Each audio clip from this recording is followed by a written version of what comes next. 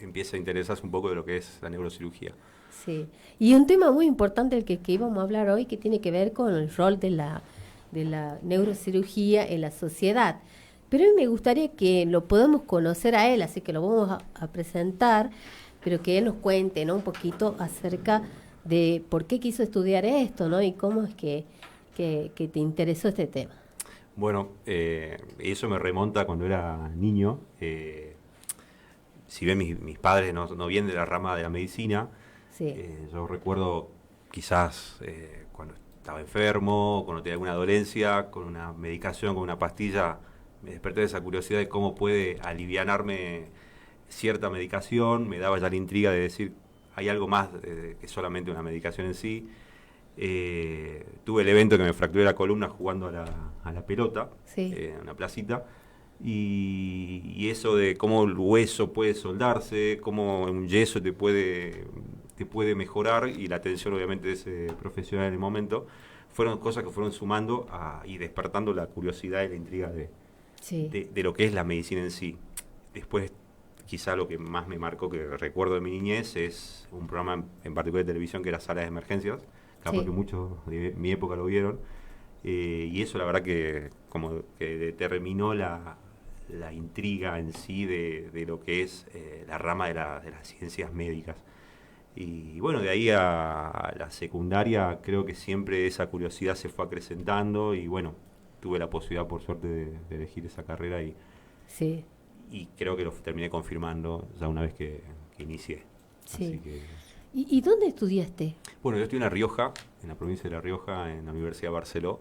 Sí, Son 7 años de formación, y la verdad que en la época esta que viví de formación y de pasando de la adolescencia a la adultez, con la carrera de medicina, que obviamente implica mucho esfuerzo, sacrificio, mucha dedicación. La verdad que hoy en día, ya con el diario de lunes, puedo decir que nada, fue una elección adecuada, una elección correcta, porque quizás todo ese sacrificio, toda esa dedicación que uno tiene que tener, obviamente, como en todas las áreas que uno quiere dedicarle su vida, valió la pena. Entonces, creo que para los que están escuchando y están en el proceso de decir que quiero estudiar medicina, pero siento que es muy exigente, tengo un vecino, un conocido que me dice que es duro, que sacrifica mucho de su vida, le diría que por lo menos lo intenten. claro, Creo que es la experiencia la que tienen que vivir, y bueno, me parece sí, que es formidable. sí.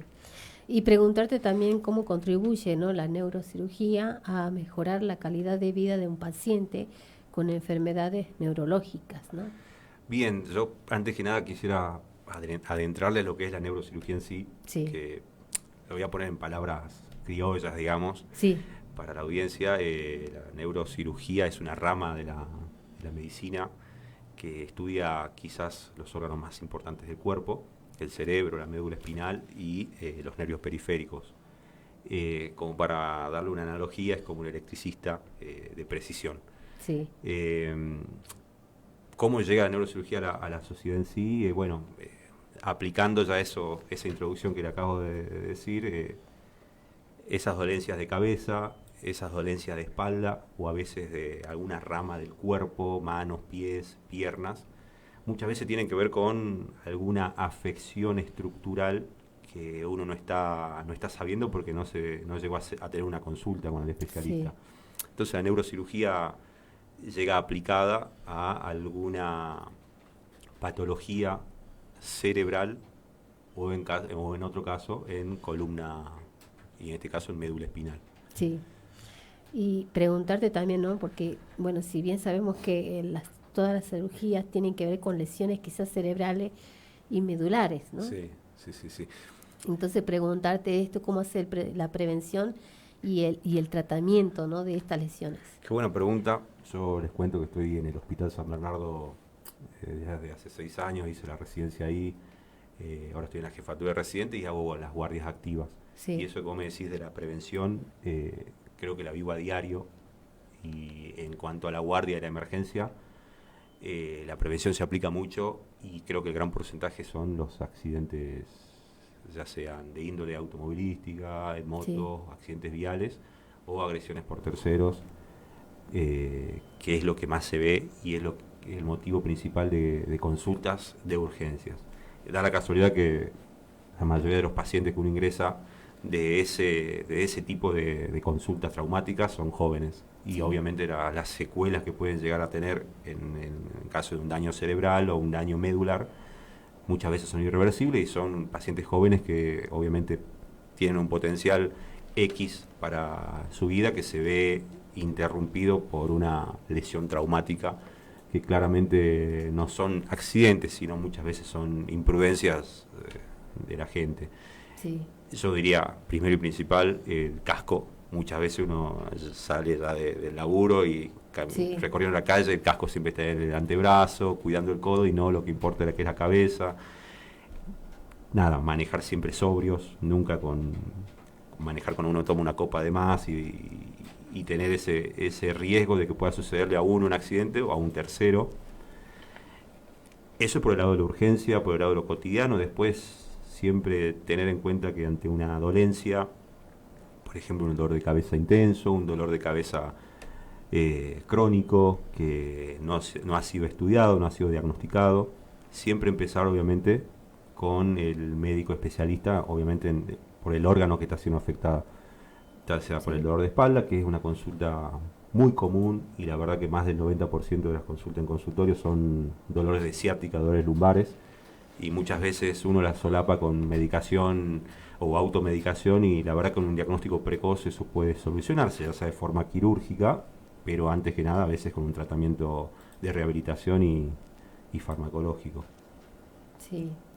Preguntarte también, ¿no? Desde tu experiencia, contanos un poquito, ¿cuándo fue la primera vez que hiciste una cirugía? Ah. ¿Cómo fue? Contanos un poquito de tu experiencia, ¿no? Bien, mi experiencia. Bueno, me remonto a ¿Te impresionó? Sí, dice, ¿no? Sí, sí, o sea, me impactó. Bueno, yo te puedo contar Sí, cuando era estudiante de medicina, cuando sí, estaba en La Rioja, nosotros hacemos una rotación sí, en el último año y en esa rotación me tocaba cirugía general y yo ya tenía la intriga del sistema nervioso central, el cerebro, la columna, los nervios y había un neurocirujano que operaba en el quirófano de al lado y yo, la verdad que más allá de la rotación en sí, que era obligatoria, sí, lo hablé al neurocirujano, le dije, Doc, mire, me interesa y me intriga conocer lo que es la neurocirugía. Solamente había leído anatomía del cerebro y semiología. Y bueno, el doctor, por suerte, muy copado, me dijo, vení, pasá. Y así que tuve la primera eventualidad, la primera vez, como se podría decir para cualquier persona, las primeras veces a veces son buenas o malas. En este caso fue satisfactorio, fue hermoso. Y ahí con solo ver, ya dije, esto es lo que quiero hacer, lo que quiero estudiar. sí, Y si me preguntas, la primera vez que me cambié para operar fue ya en mi primer año de residencia, cuando me dejaron hacer una intervención, que son intervenciones mínimas que a veces hacen los residentes de primer año, obviamente siempre guiados por los médicos ya de los experiencia, médicos, sí, claramente, son los que te van formando en esos 5 años. Y ahí me dejaron hacer un procedimiento que es colocar un sensor de presión intracraneana. Y eso fue una adrenalina hermosa y para mí lo era todo, por más que sean procedimientos menores, digamos. sí. Entonces, eso lo recuerdo, fue en año de pandemia, 2020, es donde entré en la residencia, así que Sí. no me voy a olvidar más, por la pandemia y porque fue mi primer Qué impresión, cirugía. ¿no? Bueno, y Sí. actualmente, ¿cuáles son los tipos de operaciones que realizás, no? Bueno, obviamente uno siempre está en constante formación, eso creo que es también lo apasionante de la salud, es como uno nunca deja de aprender y siempre tiene que ir formándose porque si no se queda muy, muy estancado y no le puede brindar al paciente lo que realmente necesita y a veces mejorar de forma mínimamente invasiva las dolencias. Actualmente las patologías cerebrales de índoles tumorales o de índoles vasculares son quizás las que conllevan mayor complejidad en la rama cerebral. Obviamente eso siempre uno está en formación. Yo en estos últimos 2 años ya empecé a hacer más casuística de cirugías propias, siempre obviamente acompañado de un equipo, acompañado de los colegas de mayor experiencia. Y en patologías de columna, tratamiento del dolor, Sí, de columna específicamente por alguna afección estructural con compromiso medular. ya sea como el dolor lumbar, el nervio ciático, el dolor ciático, el dolor de las piernas. Esas intervenciones ya uno la puede hacer de forma completa, ya sea como un tratamiento analgésico, como un bloqueo, que es cuando uno le inyecta una medicación con una agujita en la zona de conflicto, hasta una cirugía de mayor complejidad, que es ya remover una hernia discal, descomprimir un canal que está estrecho, que ya son patologías degenerativas que normalmente ocurren en pacientes ya mayor a 50, 60 años, aunque últimamente por los trabajos, los oficios quizás de las personas jóvenes, o a veces te sorprende, ¿no? las malas conductas, a veces el trabajo del oficinista, de no pararse, de no tener una buena postura, el trabajo de las personas que están mucho tiempo a pie, el trabajo de nuestra sociedad, obviamente el trabajo terciarizado, el trabajo del albañil, cargando grandes pesos, esfuerzos desmedidos. Eso ya se empieza a ver en pacientes de 30, 40 años, que está por fuera de la norma, pero bueno, es habitual. Sí. Y preguntarte también un poquito acerca de cómo va avanzando, ¿no? Cómo va cambiando los avances tecnológicos en la práctica de la neurocirugía, ¿no? ¿Cómo lo ves vos? Bueno, eso es un pie importante, porque quizás cuando alguien te pregunta qué es la neurocirugía, más allá de decir no, es una rama de la medicina, creo que está muy emparentado con la ciencia, con el arte. Y la neurociencia, más allá de como un método de investigación, es un método de avance, y la tecnología últimamente causó un gran impacto. La neurocirugía con la tecnología va de la mano. Hoy en día lo que es inteligencia artificial en el mundo está causando un impacto, yo creo que es favorable siempre y cuando sea bien utilizada. En nuestro caso, eso se ve reflejado en la preparación del paciente. Cuando el paciente ya tiene un diagnóstico de una patología, de una lesión cerebral o una lesión medular, lo que son las imágenes, lo que es la fusión de imágenes, lo que es el estudio de la patología en 3D, lo que es el abordaje directamente desde una pantalla, planificar el abordaje, planificarlo con precisión. Eso ha cambiado muchísimo y ha mejorado mucho la seguridad del paciente, la precisión para abordar diferentes patologías que quizás antes uno era más, ¿cómo le puedo decir? Un poco más precavido, y ahora ya uno con más seguridad es un poco más agresivo a la hora de darle una resección completa de una lesión. Entonces yo creo que la tecnología ha avanzado para la seguridad tanto del paciente como del cirujano a tratar, y yo creo que los métodos de imagen han implementado un gran impacto a la hora de planificar y abordar. Sí. Y yo creo que esa tecnología siempre tiene que estar a la vanguardia. Sabemos que estamos en un país en vías de desarrollo, que a veces es difícil conseguir ciertos instrumentales, por lo menos en la índole pública. En la índole privada quizás depende, obviamente, mucho depende, y hay que ser realista de las obras sociales. Sí, y del empuje que tenga el médico y el paciente, y la verdad que siempre que se pueda y siempre que uno esté predispuesto hay que estar a la vanguardia. Yo creo que eso es lo que se merece mínimo el paciente y la especialidad como tal. Sí. Y en cuanto a la inteligencia artificial y a la robótica, ¿no? También que están tan ahora en auge, digamos, ¿no? De lo que está saliendo ahora y lo que más se ve, preguntarte ¿no? Este papel que juega, ¿no? La inteligencia artificial también en la neurocirugía moderna, actual, ¿no? Sí. Me lo vas a contestar en el próximo bloque, ¿te parece? Perfecto. Nos vamos al encuentro de la música con Rescate, ¿no? Indudablemente.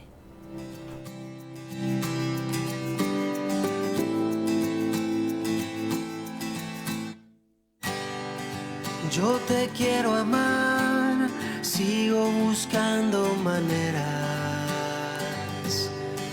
Te quiero entender, pero no encuentro razón, porque tu amor nunca se rinde y va, y va, y va. Si esa forma extraña tengo de sentir, si a pesar de todo puedo resistir, indudablemente tú estás en esto. ¿Cuánto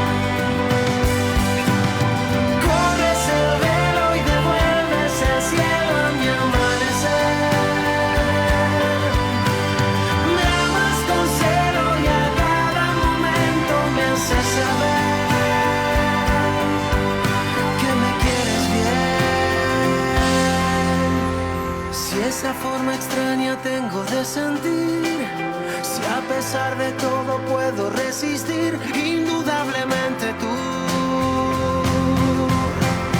Cuánto me has amado a pesar de mí, atraviesas toda la tormenta, indudablemente tú.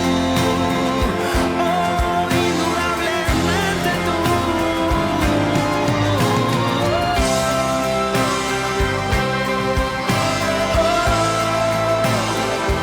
Eres indudablemente tú.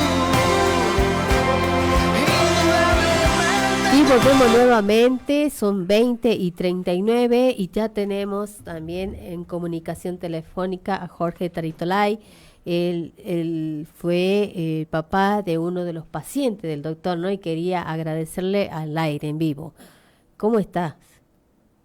¿Qué tal? Hola. Buenas noches. Buenas noches. No sé. Doctor Rosales.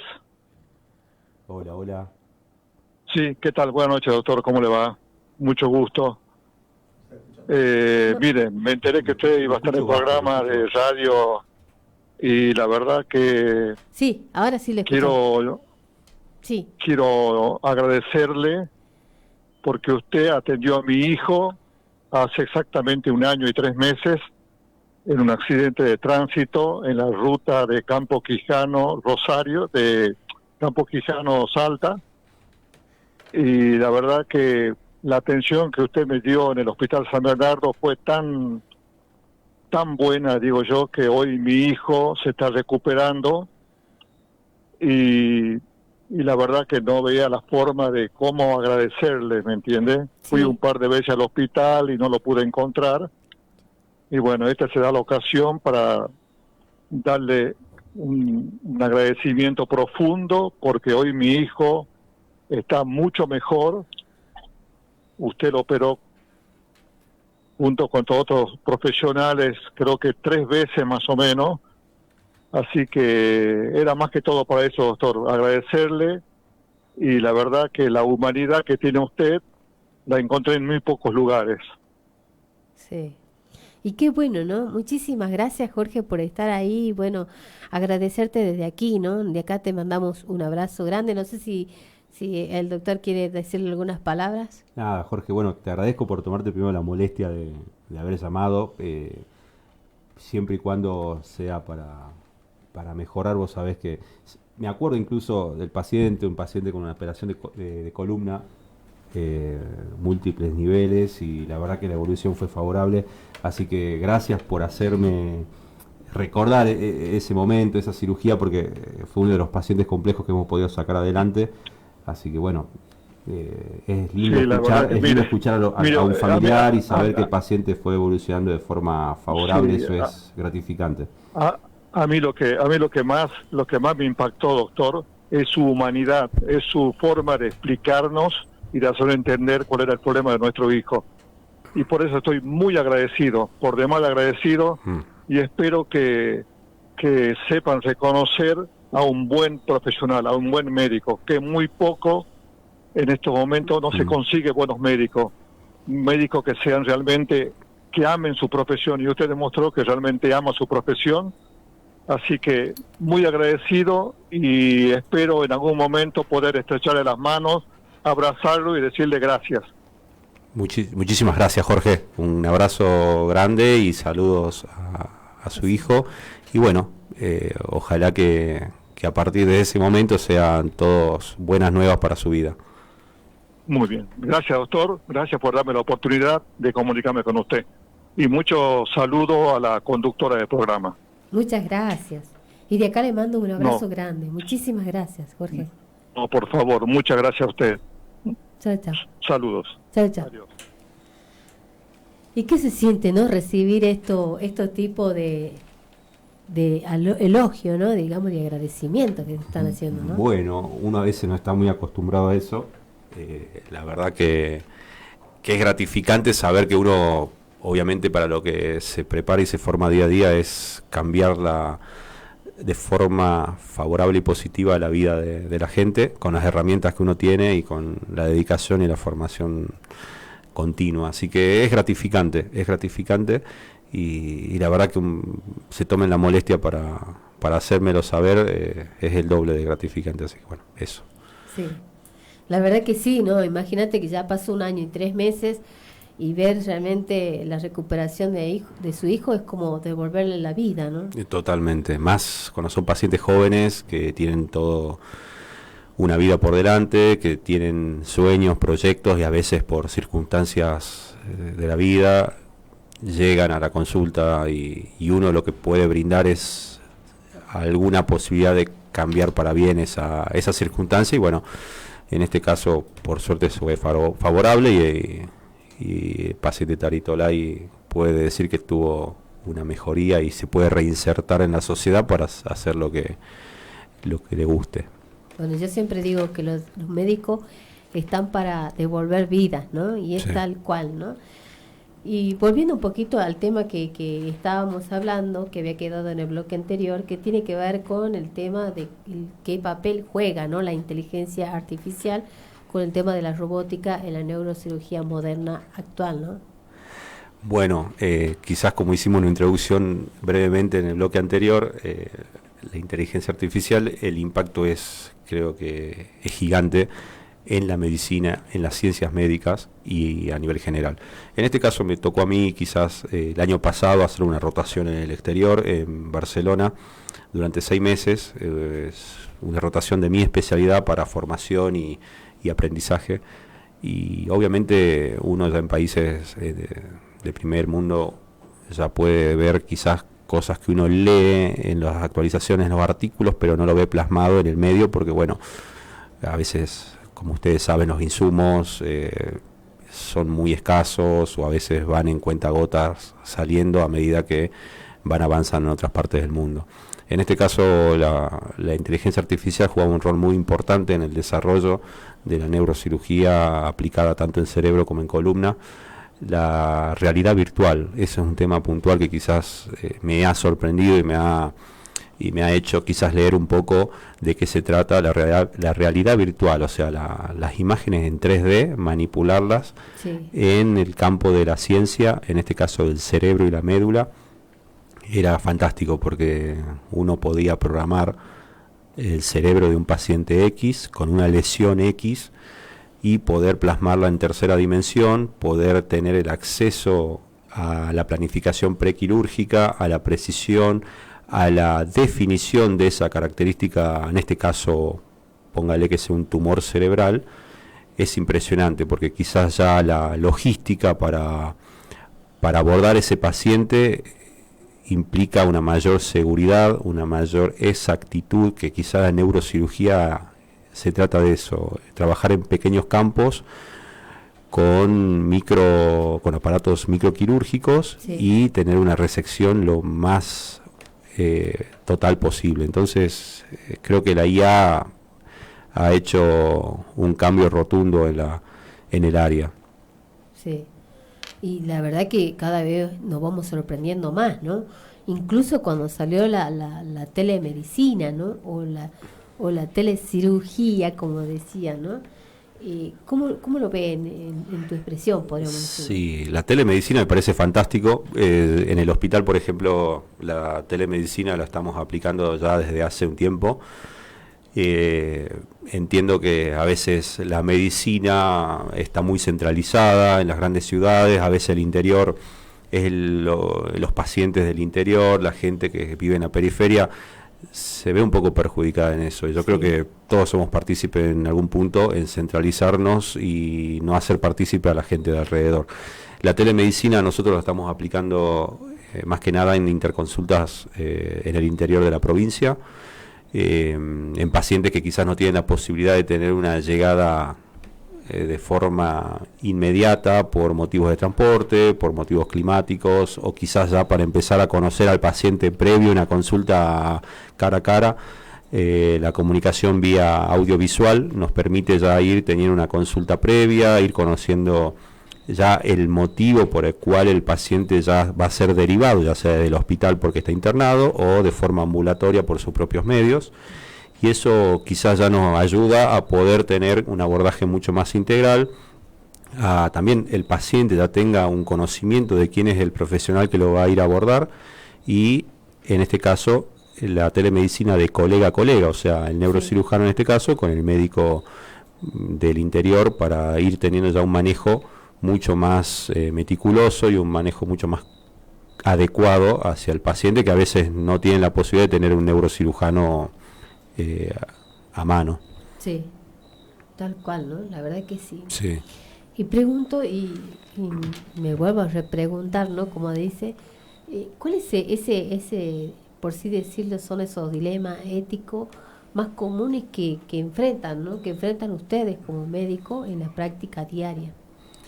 Bueno, a veces la carrera, más que nada la especialidad de neurocirugía, puede ser muy ingrata muchas veces, porque se trata de precisión, y la precisión muchas veces lleva a que un paciente pueda tener alguna secuela transitoria o definitiva, y hablar de una secuela cerebral es irreversible muchas veces, o parcialmente reversible, y eso causa un alto impacto a nivel de su calidad de vida y a nivel social.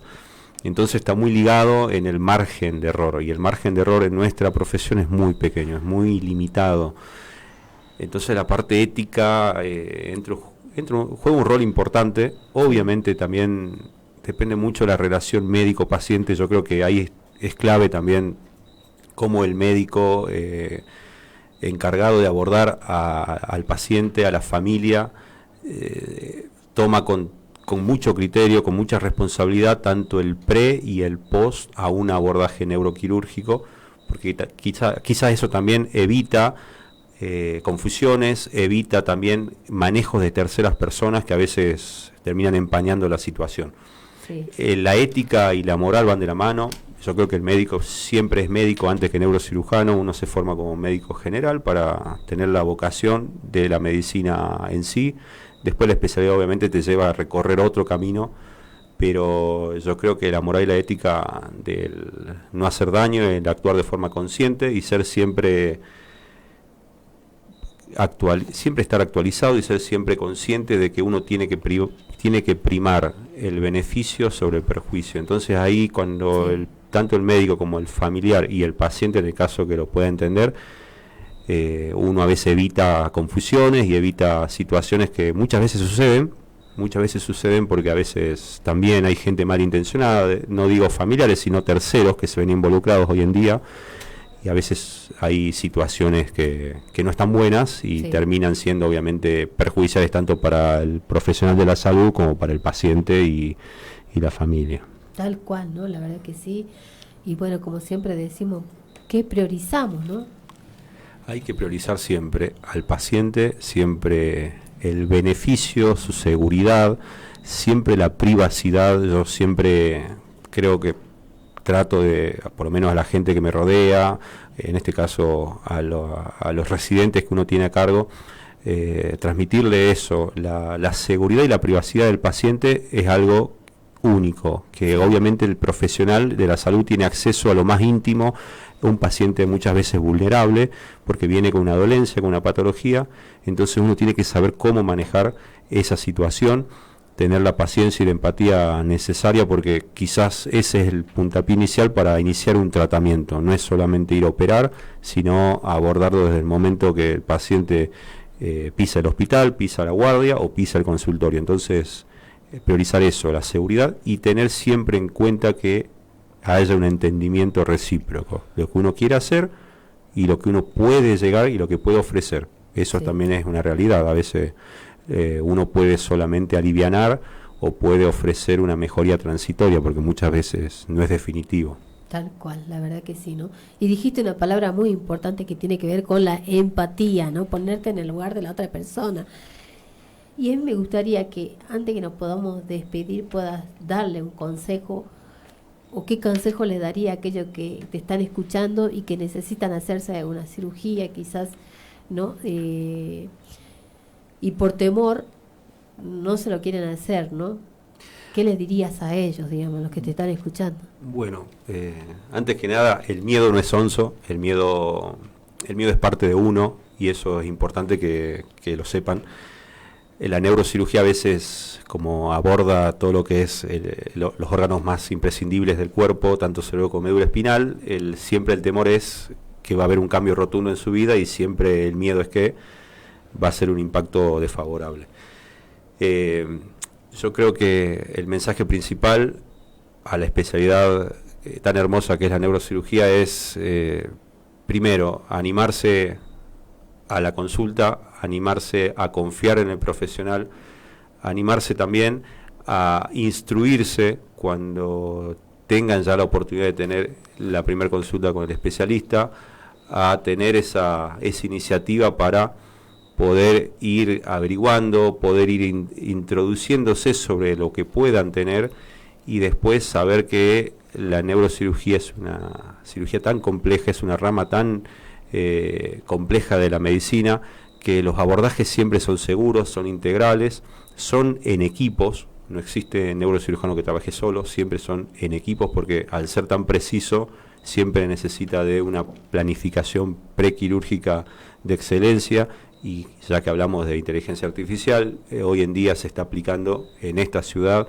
Yo personalmente en la formación que tuve en el exterior pude adquirir esos conocimientos para tener un abordaje mucho más íntegro y más preciso sobre las patologías a tratar. Y en el lado que me corresponde de la prevención, es decirle que cuiden su cabeza, cuiden su cerebro, hagan deportes, cuídense de los accidentes, usen el casco siempre andar en moto y bueno, nada, siempre abierto a la consulta, a la interconsulta que puedan tener. Bueno, empecé a hacer consultorio hace poco. Eso te iba a decir, ¿no? Sí. Que si nos podrías pasar tus datos, ¿no? Bueno, yo estoy justamente haciendo consultas en el Instituto Médico Alas, los lunes y martes, de 6 a 9 de la noche. Estoy afiliado al Círculo Médico, así que aceptamos todo tipo de obra social. Y bueno, ahí estoy abierto a cualquier consulta de forma directa, y si no tienen mis redes sociales, tanto Instagram como teléfono personal, para cualquier inquietud y programar obviamente ya la cita presencial. Bueno, queremos saber el número y las redes para aquellos que te están escuchando y quieren contactarte, ¿no? Perfecto, bueno, mi número personal es 3876-158-119 y mi Instagram profesional es doctor.rosales.neurocirugía. Sí. ¿Podrías reiterar nuevamente lo que es el número de teléfono? Sí, 3876-158-119. A ver si anoté bien. 387-615-801-19. ¿Así sería? Sí, así es. Bueno, entonces están todos, por supuesto, los que nos están escuchando y que necesitan hacerse ver porque sienten quizás que ya no aguantan más con sus dolores de columna, porque así comienza, ¿no es cierto? Con dolores de la columna o dolores de la cabeza, que dicen que esto ya es migraña, que ya no podemos estar así. Y cuántas cosas más que podemos quizás solucionarnos con quizás ir a una consulta médica, ¿no? Y como siempre digo, no ir al Instagram, porque muchas veces vamos a lo que googleamos y no tiene nada que ver quizás con lo que realmente es, ¿no, doctor? Claro. Bueno, eso es algo importante a destacar. Las redes sociales o a veces el Google es una herramienta más. No es algo definitivo y a veces eso crea un temor al paciente previo a una consulta y eso a veces confunde y eso genera una distorsión de lo que realmente puede suceder. Yo creo que eso es un complemento, siempre utilizarlo de la mano de lo que le va recomendando el profesional que lo está tratando. Yo no estoy en contra de la tecnología, es más, hay que utilizarla bien. Yo la utilizo y yo creo que el paciente con un buen seguimiento y unas buenas instrucciones del profesional la puede utilizar a su favor y obviamente ayudar a un tratamiento mucho más integral. Pero no dejarse llevar a veces de informaciones incorrectas, erróneas, porque a veces eso entorpece todo. Tal cual, la verdad que sí. Volvemos a reiterar el número, es 387-615-8119 para aquellos que nos quieren volver a preguntar. Y para los que quieran saber más información, también pueden buscar en mi página, me encuentra como Cecilia Paola Martínez. Y también tengo el Facebook de Dosis Diarias, que ahí por supuesto voy a estar dejando toda la información del doctor para aquellos que quieran saber un poquito más, ¿no? Doctor, muchísimas gracias por haber venido y por haber compartido con nosotros este lindo momento y este lindo espacio para poder informarnos. Muchísimas gracias a ustedes y bueno, cuando quieran, estoy a su servicio. Muchísimas gracias, doctor. Y bueno, ya terminamos el programa y por supuesto que los invito a que se queden en la programación de Radio 10, porque ya llega ahí estamos, ¿no? A la puerta de lo que va a ser el fogón de Natal, así que quédense ahí. Nosotros nos vamos, Doc? Nos vamos. Gracias, hasta luego. Obras de conectividad vial en el área metropolitana. 2 nuevos puentes sobre el río Vaqueros. Duplicación de calzadas. 4 kilómetros de autopista.